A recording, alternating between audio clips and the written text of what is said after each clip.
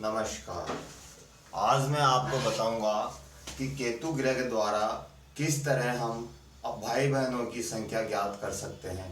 केतु ग्रह ये बताएगा आपको कि जातक के कितने भाई, कितने बहन या टोटल कितने बहन भाई हैं। मैं आपको केतु द्वारा भाई बहनों की संख्या बताऊंगा।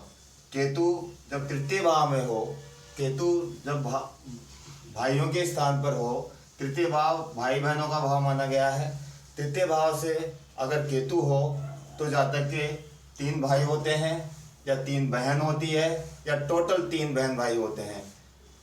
केतु अगर पराक्रम भाव में भाइयों के स्थान पर तृतीय भाव में हो तो टोटल 3 भाई होते हैं या 3 बहनें होती है या टोटल 3 बहन भाई होते हैं। 3 की संख्या बहन भाइयों की आएगी अगर केतु तृतीय स्थान पर हो। इसी तरह हम दूसरी कुंडली में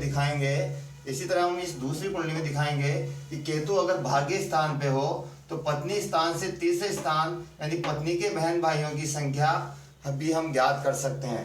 अगर केतु 9वें स्थान पर हो, पत्नी स्थान से तृतीय स्थान पर, तो जातक के साले या सालियों की संख्या 3 होगी या टोटल 3 होगी, या तो 3 सालियाँ होगी, 3 साले होंगे या टोटल 3 साले सालियाँ होगी।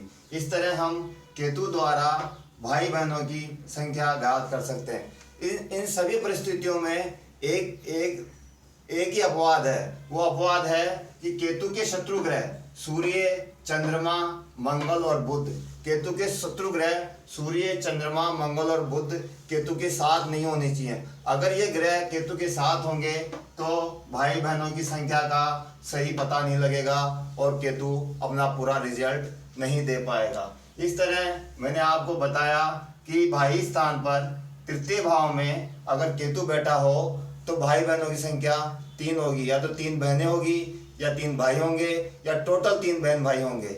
इसी तरह सप्तम भाव से तृतीय भाव या 9वें भाव में अगर केतु बैठा हो तो टोटल 3 साले होंगे या 3 सालियाँ होगी या टोटल 3 साले सालियाँ होगी।